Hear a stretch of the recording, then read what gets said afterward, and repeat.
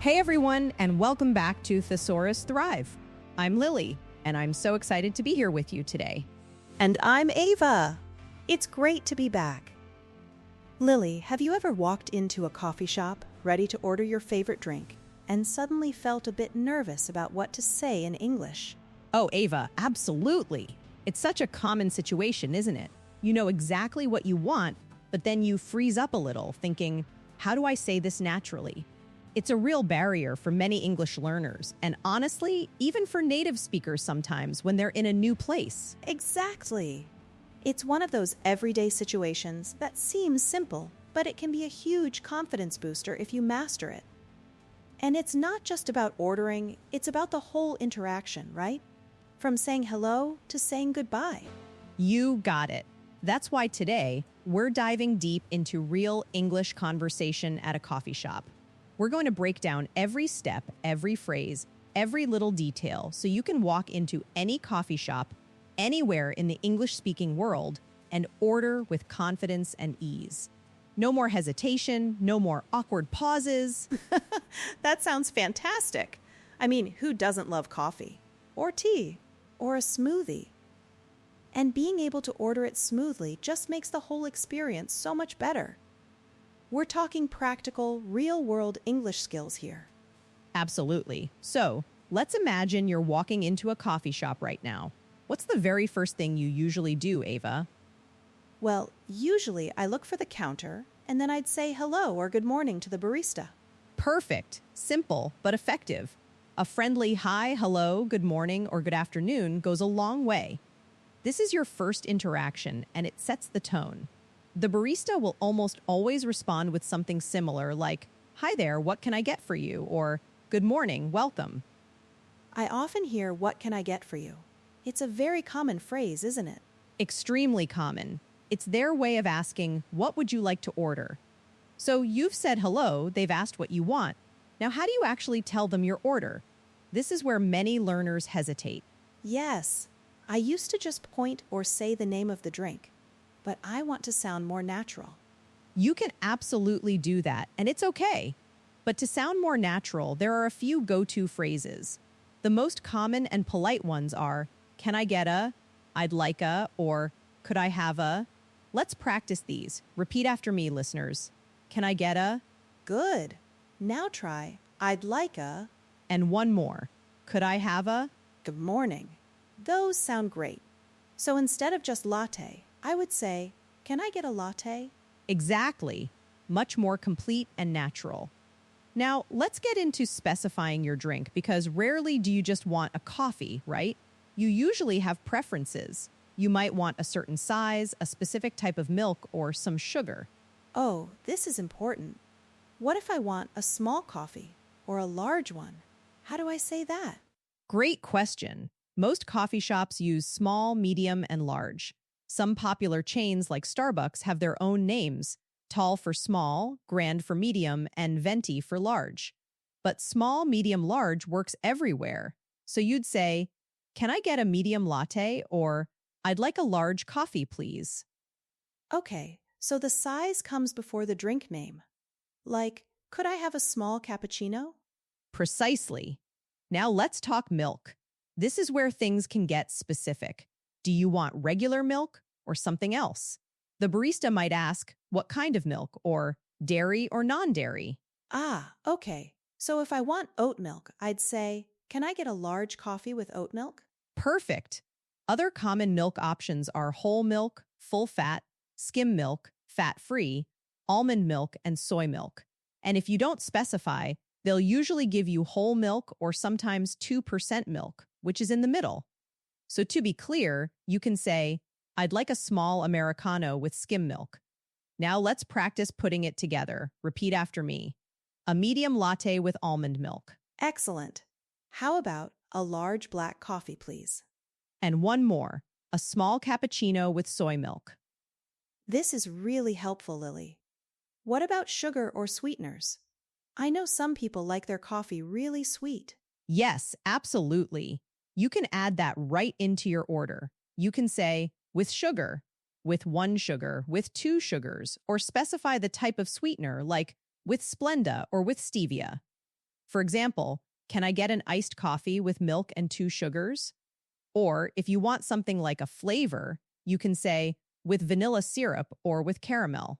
You just add it on to the end of your order. So it's like building blocks. Size, drink, milk, sweetener, flavor. I'm imagining a long order now. I'd like a large iced mocha with oat milk and an extra shot of espresso, please. Haha, exactly. And that's a perfectly natural, though long, order. The barista will totally understand. Now, sometimes you might want more than just a drink. What if you're hungry, Ava? How do you order food items? Oh, like a croissant or a muffin. I guess I'd use the same phrases, right? Can I get a muffin? Spot on. You can say, and I'll also have a croissant, or could I get a blueberry muffin as well? Often, after you order your drink, the barista will ask, anything else for you today? Or would you like anything to eat with that? This is your cue to order food. So if they ask, you can say, yes, I'll have a chocolate chip cookie, please. Or if you're done, no, that's all, thanks. That makes sense. It's like a natural follow-up question. What if I'm not sure what they have? Can I ask about their selection? Absolutely. You can say, what pastries do you have today? Or do you have any vegan options? Or what's fresh from the bakery? These are all great ways to inquire.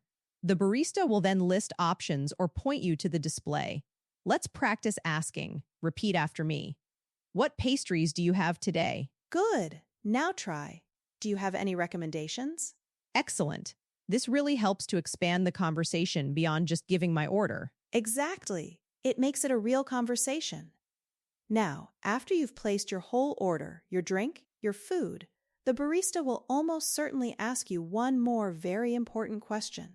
For here or to go? Ah, yes. This one is simple enough. It means, are you drinking it here in the shop or taking it with you? You got it. And your answer is just as simple. For here, please, if you're staying, or to go, thanks if you're taking it with you. Or you can simply say, for here or to go. Let's practice. Imagine they just asked you. How would you answer if you're staying? Okay, now how would you answer if you're leaving? Simple and clear. I love it. So, after all that, it's time to pay. What phrases do I need for payment?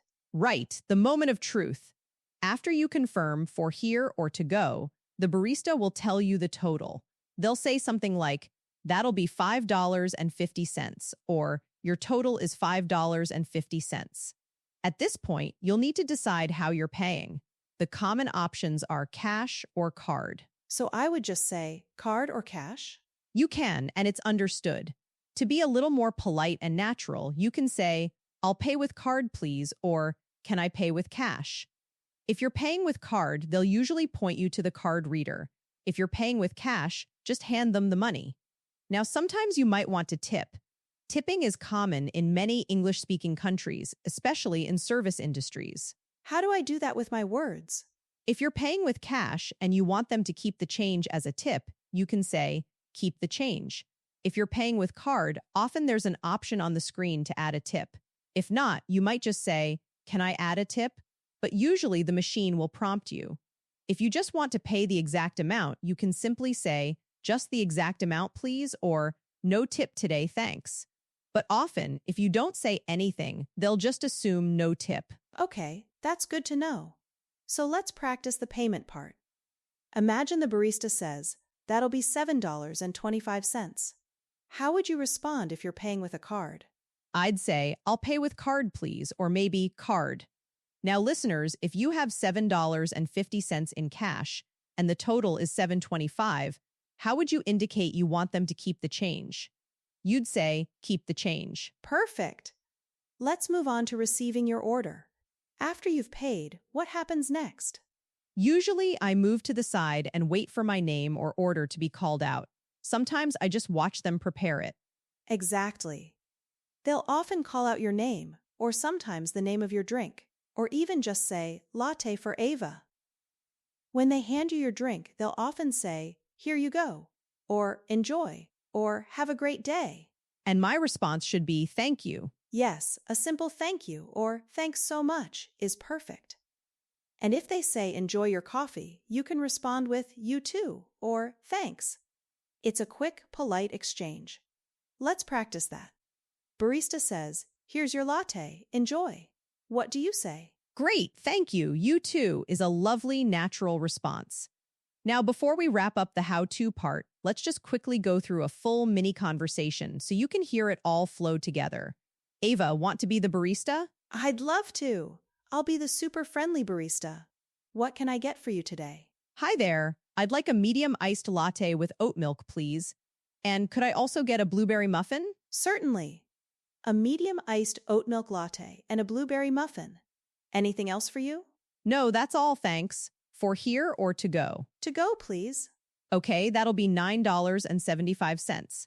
How would you like to pay? I'll pay with card, please. Here's my card. All right, perfect. And here's your order. Enjoy your day. Thank you so much. You too. See how smoothly that goes when you know the phrases? It really wasn't complicated, just a few key sentences and words. Now, what if something goes wrong, Ava? What if you don't understand the barista? Oh, that's a common fear. I sometimes just nod and smile, but then I'm not sure what's happening. Totally understandable, but we want to move past that. It's okay to ask for clarification. Baristas are used to it. You can say, "Could you please repeat that?" Or, "Could you speak a little slower, please?" Or, "Sorry, I didn't quite catch that." These are polite ways to ask them to help you understand. Those are really useful. I always feel bad asking them to repeat themselves, but it's better than getting the wrong order or looking confused. Exactly. Communication is a two-way street, and if you're not sure how to say something or you forget a word, you can always point to it or try to describe it. For example, "Can I get one of those, the big round brown ones?" Pointing at a cookie. They'll almost always understand what you mean. That's a relief. It's good to know there are fallback options if my brain goes blank. Exactly. The goal is to communicate, not to be perfect. And speaking of communication, let's talk about some general tips for improving your English fluency, building on what we've learned today. Yes, please. I'm always looking for ways to get better. My first tip is listen actively. When you're in a coffee shop or any place where English is spoken, don't just wait for your turn to speak.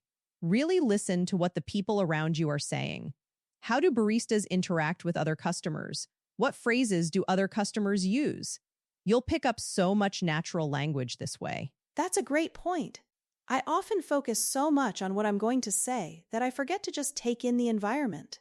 It's a common trap, but active listening trains your ear and helps you understand the rhythm and flow of natural conversation. My second tip is, don't be afraid to make mistakes. Seriously, Ava, this is probably the biggest barrier for most learners. The fear of sounding silly or saying something wrong. But guess what? Everyone makes mistakes, even native speakers. It's part of learning. The important thing is to try, to open your mouth, and to practice. That's so true. I try to remind myself of that. But it's hard sometimes when I feel like everyone is judging my grammar. Most people are not judging you. They're probably impressed you're speaking another language. Think about it. A barista just wants to get your order right and move on. They're not grading your English. Focus on getting your message across. My third tip, practice daily, even if it's just for a few minutes. You don't need to have a big conversation every day. You can practice in front of a mirror, talk to yourself, or use these podcast episodes as a chance to repeat phrases out loud. Consistency is key. I like that. Even just practicing the coffee shop phrases we learned today while I'm making coffee at home. Exactly. Make it a habit. And building on that, my fourth tip, try to think in English. When you're planning your day or even just ordering coffee, try to formulate your thoughts directly in English instead of translating from your native language. It's tough at first, but it speeds up your fluency immensely. That sounds like a challenge, but I can see how it would help break that translation barrier. It really does. Start small. When you're about to order, just run through the English phrases in your head a couple of times before you even get to the counter. And my final tip for today, immerse yourself in English content. Watch movies, listen to podcasts like ours, read books, listen to music, anything that exposes you to natural English. The more you hear it, the more familiar it becomes, and the easier it is to use yourself. That's great advice, Lily. So many practical things listeners can start doing right away. Absolutely. We covered a lot today, from greetings and ordering drinks with all the customizations, to getting food, handling payment, and even some troubleshooting for those tricky moments. We really broke down a full coffee shop conversation, piece by piece. My hope is that next time you step into a coffee shop, you'll feel a surge of confidence, knowing exactly what to say and how to say it naturally. I definitely feel more confident just from this conversation, Lily. It's amazing how much a little practice and understanding can help. So, listeners, don't just listen. We encourage you to really put these phrases into practice. The next time you're at a coffee shop, give it a try. Yes, practice, practice, practice. And remember, every small step you take, every phrase you learn, every conversation you have builds towards your fluency goals. You're doing great.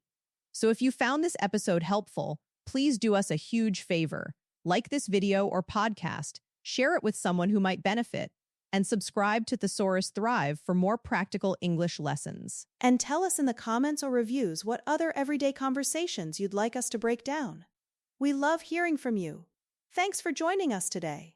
Thanks for thriving with us. Keep practicing, keep learning, and we'll catch you in the next episode. Bye for now. See you next time.